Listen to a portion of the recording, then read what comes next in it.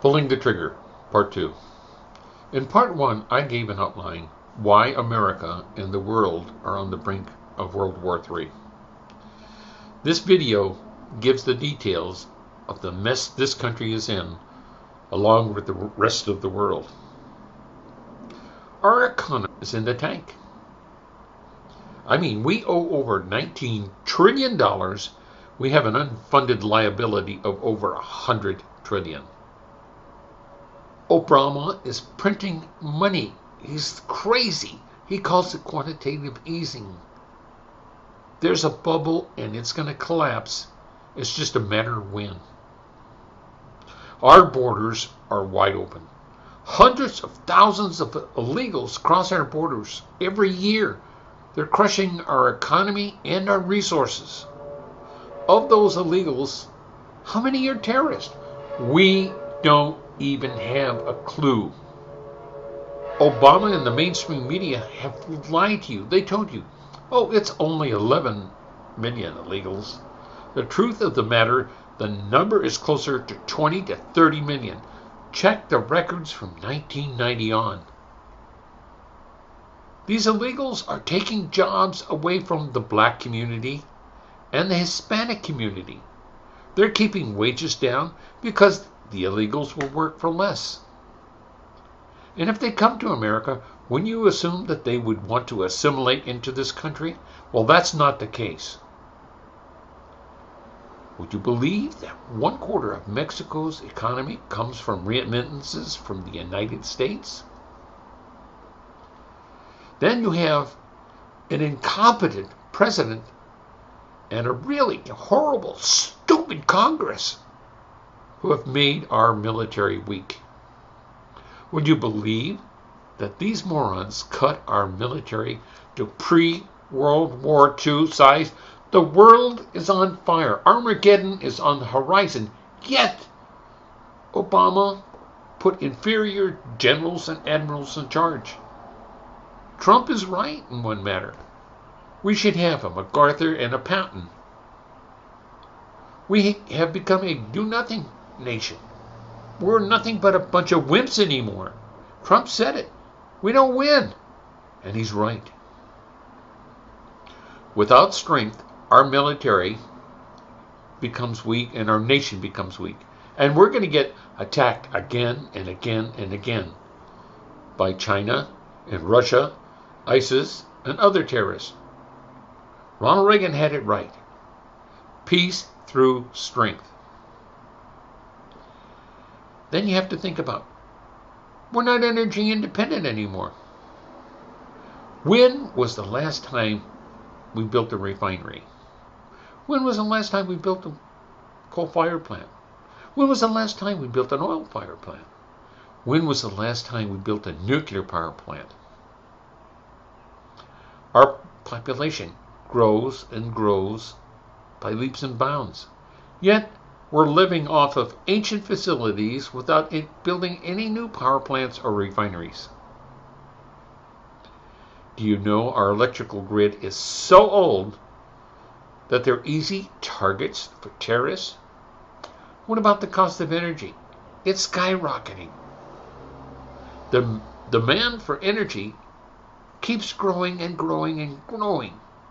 I mean, you can't keep up with all this green stuff and everything else unless you use the stuff that you already have. Because we keep growing and growing and we don't build any new power plants, I call that plain stupid. Why don't you take a gun and shoot yourself in the foot? You'd feel better. Our country is no longer self-sufficient. When in the hell is this country going? What have we built? Trump was right again. Congress and Obama have put up so many damn roadblocks, the U.S. can no longer be competitive in the world. Many companies around the world and here are taking our jobs, taking the jobs of our people. When you ship jobs to every country in the world, what does that leave us? It ruins our economy, It drives up the cost of everything else. If we don't have jobs in America, our debt goes up and our ability to survive goes down. If you don't have people working, no one pays taxes, thereby putting a strain on the economy. That's why your taxes keep going up.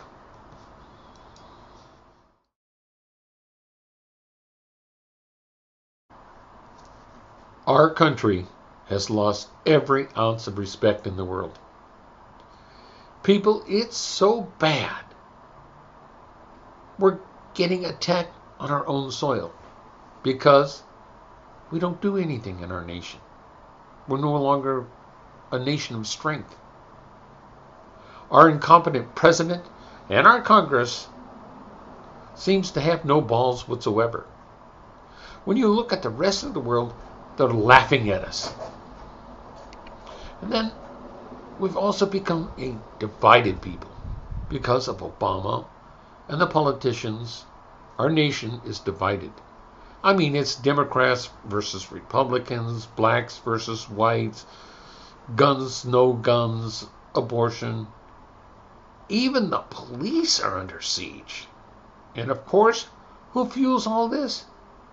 It's the mainstream media, the most diabolical enemy in our midst. Then we can't even trust our government, including the president, the Congress, Republicans, Democrats. Since Obama was elected, what have they done to benefit this country? Not a damn thing. They're totally corrupted. All they think about is themselves, their party, the lobbyists. I mean, they can't even be trusted under any circumstances. They've never kept any of their promise. And then what about religion? God and religion are being attacked on a daily basis. People, this country cannot exist without God, because God is the basis of our Declaration of Independence and our Constitution. They are the principles on which this country was founded upon. Yet Jews and Christians are being attacked every day by the ACLU, atheists, and activists trying to rid this country of God. Between the rotten and corrupt judges and these organizations, along with the evil, and I mean evil mainstream media, you can't say prayers in school anymore. They take down religious monuments. You can't say the Pledge of Allegiance. Hell, you can't even say Merry Christmas. Let me tell you, where God does not exist, evil will fill that vacuum, and that's a fact. And it's happening right here, right now, in our country. Between all the wars and terrorism, the world is on fire. If we stand by and do nothing, the outcome is inevitable. Think about it. Think about all the wars all over the world and terrorism striking all the nations. Where's it coming from? The terrorists and wars are a result of Islam trying to take over the world. It seems that everyone is afraid to call out the bad guys. It's Islam. Who committed the attacks on 9/11? Islam. Who committed the atrocities on the Khobar Towers? Islam. Who committed the attack on the USS Cole? It was Islam. Who's doing all the mass murders and atrocities in the Middle East? Islam. How many times has Israel been attacked by Islam? It happens on a daily basis. Then you come to the leader of the pack. This is where Obama pulled the trigger. He and his administration made a deal with the devil, Iran, whereby this radical Islamic country will now obtain nuclear weapons and will threaten the world and America. Obama and his administration are not the only ones that are incompetent. You have to blame the entire U.S. Congress and the Democratic Party for this Iranian nuclear deal. It's truly hard to believe that all of the people who are supposed to save us and protect us have led to opening up Pandora's box and unleashing such an evil on the world. Does anyone realize how stupid this Iranian nuclear deal is? People, it's all about the money and incompetence. And the incompetence of a specific person, Obama and his administration. Iran was on the verge of collapse because of our sanctions. Then you have Russia, China, France, Germany, and the UK saying, oh, we have to make a deal. They waved a carrot in front of Obama and he took the bait. Obama convinced himself that he was right and the rest of the world was wrong. The truth of the matter is the U.S. got nothing out of the deal whatsoever. Iran is going ahead with its nuclear program and its weapons of mass destruction. Russia, China, France, Germany, and the UK made deals with Iran, selling them weapons and technologies, which they're going to be able to use and strike the world and the United States. In addition, all these countries are buying the Iranian oil. Where's Iran getting all the money to spend on this terrorism and weapons of mass destruction to destroy Israel and the U.S.?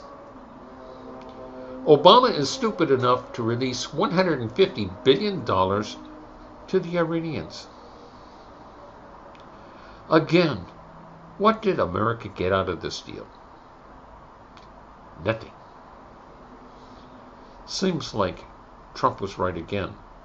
When you have a leader who doesn't know how to negotiate and leads from behind, you get nothing but hot air and nobody trusts you. You're less credible. Well, that's what's happened to the United States. People, you have been kept in the dark by the mainstream media, the politician, and Obama and his administration. These people have fed you a line of BS, and they tell you, don't worry, we want you to wear those rose-colored glasses. By wearing the rose-colored glasses, you see what they want you to see. You hear what they want you to hear. We are on the brink of World War III. All that is needed is to make a wrong decision in this next presidential election. This is the moment. This is the time. We make it or break it. It is the time where we survive or we fall into a dark abyss of despair and hopelessness. Everyone in this country should be terrified of the consequences of inaction. If you do not take the time to look hard at what is going on in the world and look at the incompetence of Obama and his administration, along with the entire U.S. Congress and all of the Democrats and Republicans, this next presidential election is our last hope of continuing to exist,